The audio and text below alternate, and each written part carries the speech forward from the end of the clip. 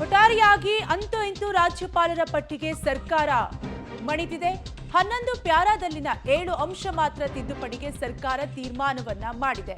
11 para ಕೈಬಿಡಲು ಹೇಳಿದ್ದ ರಾಜ್ಯಪಾಲರು, ಆದ್ರೆ 7 ಅಂಶ ಮಾತ್ರ ಕೈಬಿಡಲು ಸರ್ಕಾರ ತೀರ್ಮಾನವನ್ನ ಮಾಡಿದೆ.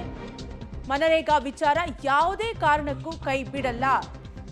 ಕ್ಯಾಬಿನೆಟ್ ನಿರ್ಧಾರದ ಬಗ್ಗೆ ಮಾಹಿತಿಯನ್ನ ನೀಡಿದ್ದಾರೆ ಸಚಿವರು. ಸಭೆ ಬಳಿಕ ಸಿಎಂ ಜೊತೆ ನಡೆದ ಸಭೆ ಬಳಿಕ ಮಾಹಿತಿಯನ್ನ ನೀಡಿದ್ದಾರೆ. ಒಟ್ಟಾರೆಯಾಗಿ ಅಂತೂ ಇಂತೂ ರಾಜ್ಯಪಾಲರ ಪಟ್ಟಿಗೆ ಸರ್ಕಾರ ಮಣಿದಿದ್ದು 11 ಪ್ಯಾರಾದಲ್ಲಿನ 7 ಅಂಶ ಮಾತ್ರ ತಿದ್ದುಪಡಿಗೆ ಸರ್ಕಾರ ತೀರ್ಮಾನವನ್ನ ಮಾಡಿದೆ.